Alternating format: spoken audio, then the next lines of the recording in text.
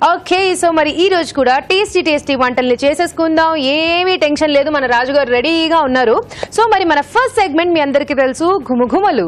So మరి ఘుమఘుమలు ఆడించే సెగ్మెంట్ లో రాజు గారు ఏం చేయబోతున్నారు ఈ రోజు?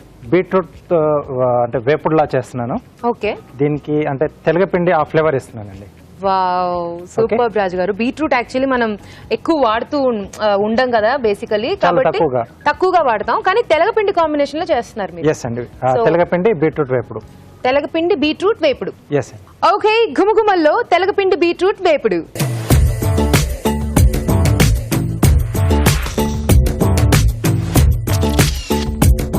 బీట్రూట్ తెలగపిండి వేపుడు తయారు చేసుకోవడానికి కావాల్సిన పదార్థాలు ఏంటో చూసేద్దాం. తెలగపిండి బీట్రూట్ వేపుడు తయారు చేసుకోవడానికి కావాల్సిన పదార్థాలు: ఉడికించిన బీట్రూట్ ముక్కలు 1 కప్పు, తెలగపిండి 2 టేబుల్ స్పూన్లు, ఎండుమిరపకాయలు 2, తరిగిన పచ్చిమిరపకాయలు 2, పోపు దినుసులు 1 టీ స్పూన్, కరివేపాకు 2 రెమ్మలు, వెల్లుల్లి రెబ్బలు 4, కారం తగినంత, ఉప్పు తగినంత, పసుపు చిటికెడు, ధనియాల పొడి 1 teaspoon, garam masala 1 teaspoon, కొత్తిమీర కొద్దిగా, నూనె 3 టేబుల్ స్పూన్లు. కావాల్సిన పదార్థాలు చూసాం కదా, స్టార్ట్ చేసేద్దాం. రాజు గారు రెడీయా?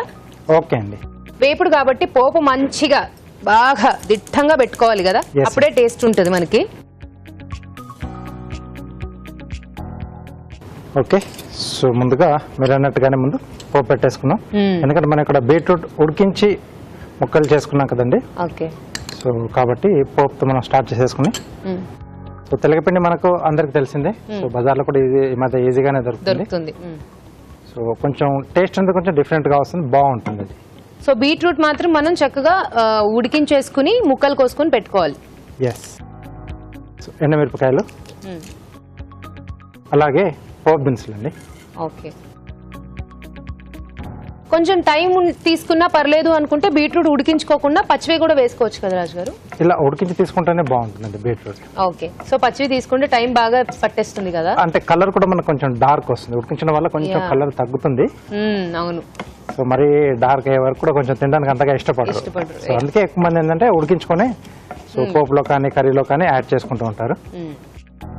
సో దీంట్లో పచ్చిమిరపకాయలు, పచ్చిమిర్చి, అలాగే వెల్లుల్లి రెబ్బలు, కరివేపాకు.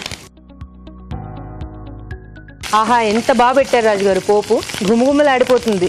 వీళ్ళ ఇంట్లో వంట స్టార్ట్ అయినట్టుంది అని వీధి మొత్తం తెలిసిపోతుంది ఈ పోపుతోనే. సో ఈ పచ్చిమిరపకాయలు అలాగే వెల్లుల్లి రెబ్బలు కొంచెం వేగాలండి. ఓకే, సో పోపు అంతా కూడా బాగా వేగితే టేస్ట్ ఇంకా బాగుంటుంది. సో ఆ లోపు ఒక చిట్కా చూసేద్దాం.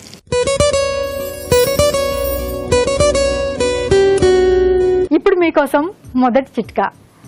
నోటిపోటుతో బాధపడ్డం అంటే నిజంగా చాలా కష్టంగా ఉంటుంది.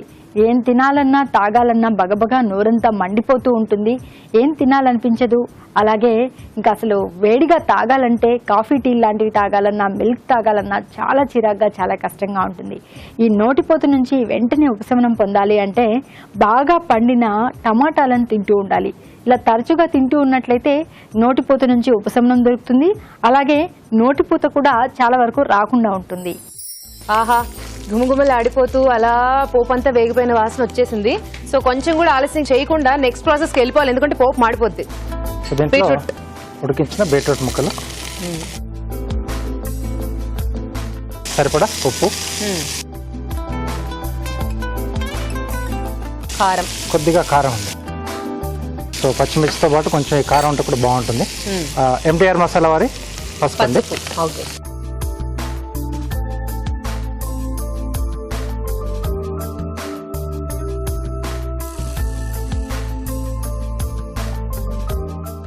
ఓకే, సో ఆల్మోస్ట్ మనకు అయిపోయి వచ్చేసింది. ఓకే, సో చివరిగా కొద్దిగా ధనియాల పొడి, కొద్దిగా జీలకర్ర పొడి. ఓకే, సో ఇవి కొంచెం టేస్ట్ ని ఇంకా యాడ్ చేస్తాయి. ఫైనల్ గా మన మెయిన్ ఇంగ్రీడియంట్ తెలగపిండి.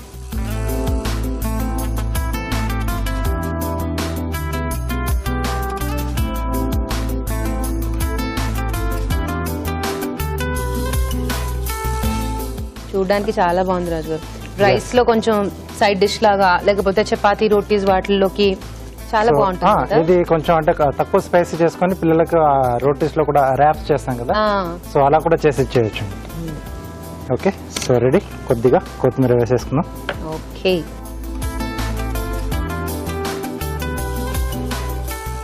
రెడీ అయిపోయింది. Dish so ready. బీట్రూట్ ఈ మధ్య కాలంలో వాడడం బాగా తగ్గించేశారు కాబట్టి ఈ రోజు రాజుగారు చూపించారు కదా, ఇంకెందుకు ఆలస్యం, మార్కెట్కి వెళ్ళి బీట్రూట్లు తెచ్చుకుని ఈ రెసిపీ ట్రై చేసేయండి ఇమీడియట్ గా.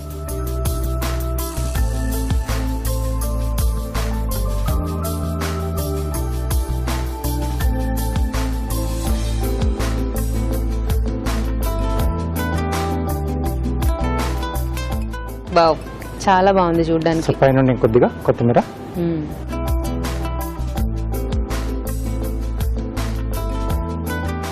తెలగపిండి బీట్రూట్ ఫ్రై రెడీ అండి. వేడివేడిగా తెలగపిండి బీట్రూట్ వేపుడు రెడీ. టేస్ట్ చూడబోయే ముందు ఈ వేపుడు తయారీ విధానం మరోసారి చూసేద్దాం. తెలగపిండి బీట్రూట్ వేపుడు తయారు చేసుకునే విధానం: ఒక పాన్ లో నూనె వేసి ఎండుమిరపకాయలు, పోపు దినుసులు, తరిగిన పచ్చిమిరపకాయలు, వెల్లుల్లి రెబ్బలు, కరివేపాకు వేసి వేయించాలి. దీనిలో ఉడికించిన బీట్రూట్ ముక్కలు, ఉప్పు, కారం, పసుపు వేసి వేగనివ్వాలి. ఆ తర్వాత ధనియాల పొడి, జీలకర్ర పొడి, తెలగపిండి వేసి బాగా కలుపుకోవాలి.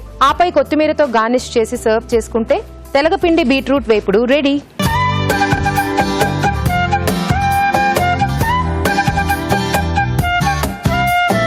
తెలగపిండి బీట్రూట్ వేపుడు ఎలా ఉందో టేస్ట్ చూసి చెప్పేస్తా. తెలగపిండి స్మెల్ చాలా వస్తుంది.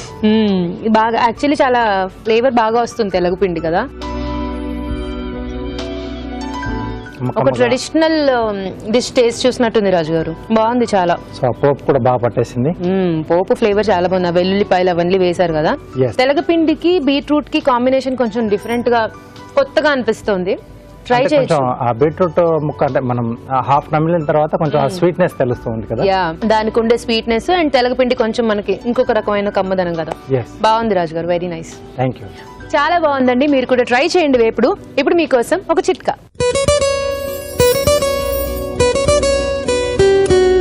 ఇప్పుడు మీకోసం మరో చిట్కా. వామును బాగా నలిపి ఒక బట్టలో కట్టి ఆ వాసన కనుక పీలుస్తూ ఉన్నట్లయితే మైగ్రేన్ నొప్పి నుంచి చాలా వరకు రిలీఫ్ లభిస్తుంది.